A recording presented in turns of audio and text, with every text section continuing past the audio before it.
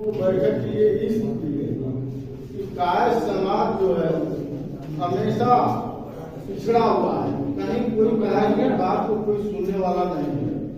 तो आप लोगों को इसलिए बनाया हूं कि आप लोग का क्या इसमें राय है, कौन सा ऐसा चीज है कि हम लोग एकजुट हों और हमारी ताकत बने, ताकि आप लोग लोकसभा चुनाव में देखे हैं कि सारे जातियों का वर्णन हुआ कि फला जाति से फला आते हैं, फला जाति से फला आते हैं, इनको मंत्री बनाएगा, फला जाति से आते हैं, इनको मंत्री बनाएगा, फला जाति से आते हैं।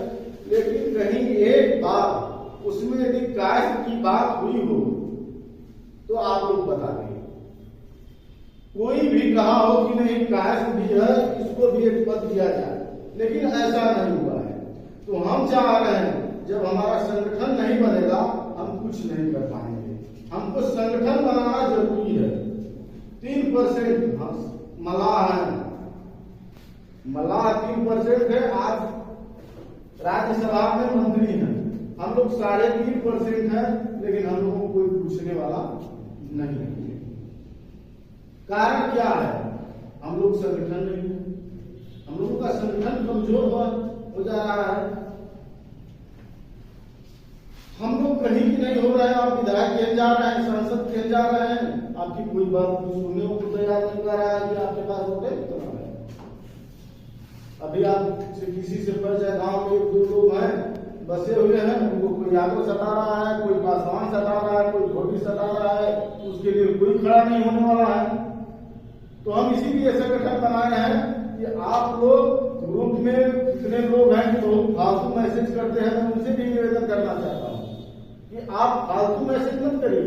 यदि आप कोई विषम परिस्थिति में है, आपके पास कोई समस्या है या कोई आकस्मिक कोई घटना घटी है, उसमें इस मैसेज को डाल सकते हैं। तो आप अन्यथा इसको मत लीजिएगा। नहीं, बहुत लोग मैसेज डाल रहे हैं। अब मान लीजिए कोई इमरजेंसी डाला तो वो ये लोग सोचेंगे इसी तरह से इसमें मैसेज आता है, इसको देखने की कोई जरूरत नहीं है, फालतू मैसेज। आप जो जरूरत की चीज रहेगी आप पढ़ नहीं पाएंगे। तो हमारे कहने का मतलब है भैया कि हम संगठन को बनाया इसके लिए। हम कब मजबूत होंगे? जब हमको ताकत महसूस होगी। हमारी ताकत कब महसूस होगी? जब हम ये जानेंगे कि हम चंदौली जिले में कितना है, लोकसभा में कितना है, विधानसभा में कितना है, क्या % है। इसके लिए मैं एक फॉर्म ले आया हूं, कायस्थ समाज का विवरण। अभी फॉर्म आपके पास उपस्थित है, उस पर लिखा है कायस्थ समाज का विवरण। मैं आप लोग इतने लोग हैं, मैं आप लोगों से पूछना चाहता हूं कि यह फॉर्म पूरे जिले में कैसे भरा जाएगा, इसमें कौन कौन सहयोग करने वाले हैं। क्योंकि हर गांव में कायस्थ है, हर गांव में फॉर्म जाएगा। आपको फॉर्म की जरूरत है तो फॉर्म मिलेगा, लेकिन फॉर्म भर जब लाएंगे हमारे यहाँ तो इसको हम जो है अगली बैठक में इसको कंप्यूटराइज कराएंगे। कंप्यूटराइज करने के बाद आपको एकदम ऑनलाइन दिखाएगा कि हमको ब्लॉक में कितना है, जिले में कितना है, तहसील में कितना है, लोकसभा में कितना है और प्रदेश में कितना है। तो हमारा मिशन जो है, पहले हम अपने जिले में कमजोर पड़ रहे हैं, तो जब हमारा जिला मजबूत हो जाएगा तब हम कहीं दूसरे जगह जा सकते हैं।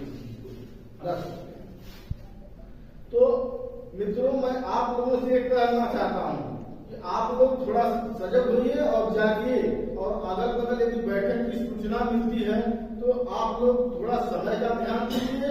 और यदि आपको मालूम हो जाए कि बैठक है, कहीं भी हो बैठक, तो आप 10 लोगों से बात करिए, 10 लोगों को बताइए, आपके बिना कहे हुए बताइए कि आपको बैठक में जाना है और हम चलिएगा, हमारे साथ चलिए। क्योंकि हम आदमी की बैठक देखिए, अन्यथा मत लीजिए। अभी आप इसमें जितने लोग हैं सब पढ़े लिखे, लेकिन हरजन में जाइएगा, उसार में जाइएगा, धोबी में जाइएगा, उनके में शिक्षा बहुत कम है भले की। और आज चंदा दे करके अपने भाई को आगे खड़ा करके कर रहे हैं। आप जाइएगा राज्य सरकार में, केंद्र सरकार में जाएंगे तो हमारी बात को रखेंगे, तब हमारी बात को रखेंगे। और हमारी बिरादरी में है, 1 लोग आगे जा रहे हैं तो 10 लोग पीछे से खींचने के लिए तैयार है। बताइए कहाँ बिरादरी का विकास होगा। संगठित हम लोग नहीं हो पा रहे हैं। काहे नहीं हो पा रहे हैं? क्योंकि उनकी जाति के आधार पर वो लोग गए हैं। आपके जाति में आप पहले अपने औकात को जानिए। आपके जाति में ऐसे ऐसे हुए धुरंधर, डॉक्टर राजेंद्र प्रसाद, स्वामी विवेकानंद, संपूर्णानंद, जयप्रकाश नारायण, लाल बहादुर शास्त्री, जय जवान जय किसान का नारा देने वाला लाल बहादुर शास्त्री। आज उनको कौन पूछ रहा है? कोई पूछ रहा है? आज वोट बैंक गिरा दिया। भीमराव अम्बेडकर की जयंती हर बूथ पर, हर गांव में मनाई जा रही है। लाल बहादुर इनका जयंती कब मनाई जा रही है बताइए? डॉक्टर राजेंद्र प्रसाद का कहीं सुन रहे हैं? कहीं सुन रहे हैं मनाया जा रहा है? कहीं नहीं। ये लोग अपने काबिलियत के ऊपर पर गए थे वहां पर। आज संजय निषाद अपने काबिलियत के बल पर नहीं है मंत्री राज्य में। वो जाति के लिए, जाति के आधार पर गए हैं, केंद्र में तो मंत्री बने हैं। तो मैं आप लोगों से बार बार यही निवेदन करना चाहता हूँ। मैं धानापुर शहरी धरती से आता हूँ। मैं आपको बता देना चाहता हूँ, आप लोग यदि हमारे साथ रहेंगे, साथ में कंधा से कंधा मिलाकर चलेंगे, तो मैं आप लोगों से वादा करता हूँ कि इस संगठन को मैं मजबूत करने का लाख दलदल हो पैर जमाए रखिए, लाख दलदल हो पैर जमाए रखिए, हाथ खाली ही सही पर उठाए रखिए। कौन कहता है कि छलनी में पानी नहीं रुक सकता? बर्फ बनाने तक हौसला बनाए रखिए, हौसला बनाए। इसलिए मैं आप लोगों से निवेदन करना चाहता हूँ, इसलिए बुलाया हूँ बैठक। हमारी मजबूरी है। मैं कास्ट परिवार में जन्म लिया हूँ। मैं आज जिला में पदाधिकारी होता भाजपा में, लेकिन उस दुर्भाग्यवश हमसे भाजपा मंडल अध्यक्ष से तनी हो गया। मैं हमको निकाला गया पार्टी से। क्यों? मैं कास्ट हूँ। ठाकुर गलती किया, राजपूत गलती किया, वहीं पर वो नहीं निकाला गया, नहीं हटाया गया। मैं उनके खिलाफ बात किया, सही बात के लिए आवाज उठाया, मुझे हटाया गया। क्यों? मैं कायस्थ हूँ, इस वजह से हटाया। जबकि सबसे अधिक मैं काम करता हूँ पूरे मंडल में। कैसे आप पता लगा लीजिएगा। लेकिन कारण यही है कि हम लोगों की कमजोरी सब लोग जान गए हैं कि लाला संगठित नहीं हो सकते। हमारी बिरादरी एक काम करती है, सुपारी काटने वाला सरोता देखते हैं, देखे कि नहीं? तो क्या करता है? केवल सुपारी काटता है, उसको काटने का काम है। केवल सुपारी काटेगा, बनेगी, उसके बाद रख देगा, उसका कोई काम नहीं है। तो मेरी बिरादरी का काम यही है। एक सज्जन ने कहा, जा रहे थे मार्केट में, उन्होंने देखा कि दुकान पर लिखा था बुद्धि विक्रय केंद्र। उन्होंने कहा कि चलिए, कायस्थ भाई थे, कहे कि चलिए देख लिया जाए क्या बिक रहा है। बुद्धि विक्रय केंद्र है। तो गया तो देखे तो लिखा था कि कायस्थ की बुद्धि जार लगा था टेबल पर, 4-5 लोग लिखा था कि कायस्थ।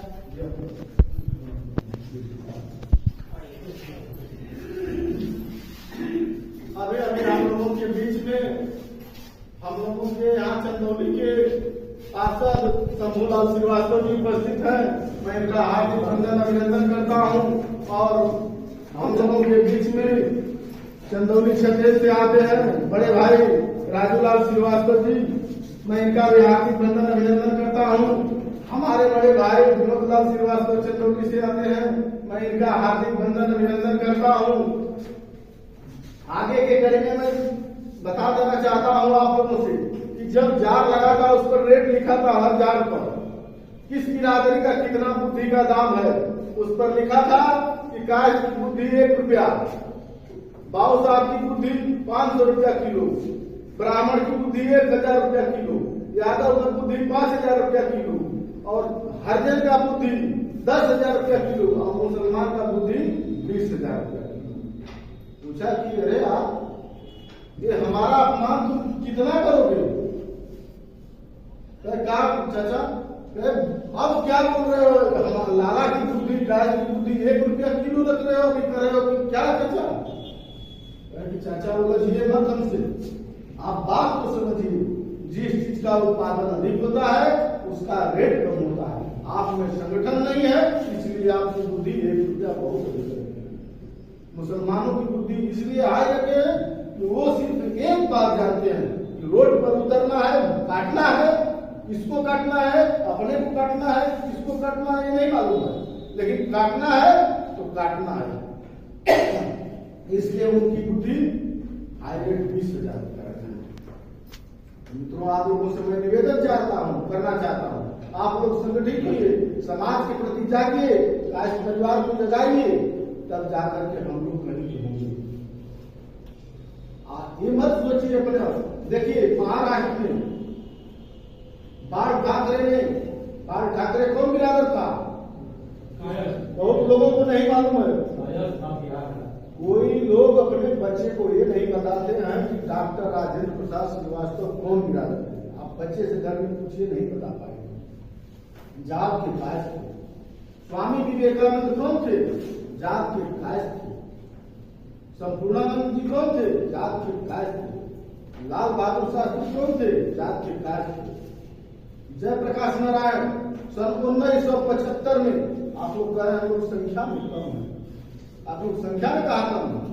सन 1975 में आज फेसबुक, इंस्टाग्राम, व्हाट्सएप सब है, सबको सूचना हो रही, कोई नहीं जुट रहा।